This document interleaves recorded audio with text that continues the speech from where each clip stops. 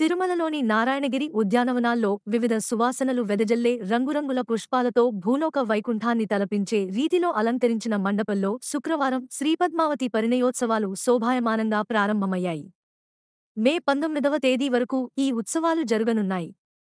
శ్రీ పద్మావతి పరిణయోత్సవాల్లో మొదటి రోజు అంటే వైశాఖ శుద్ధ నవమి రోజైన శుక్రవారం నాడు శ్రీమలయప్ప స్వామివారు గజవాహనాన్ని అధిరోహించగా ఉభయనాంచారులు పల్లకిపై పరిణయోత్సవ మండపానికి సాయంత్రం 5:30 వేంచేపు చేశారు.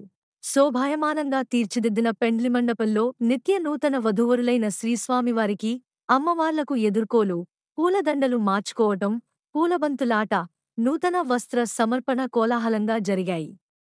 ఆ తరువాత శ్రీస్వామివారికి ఆస్థానం జరిగింది.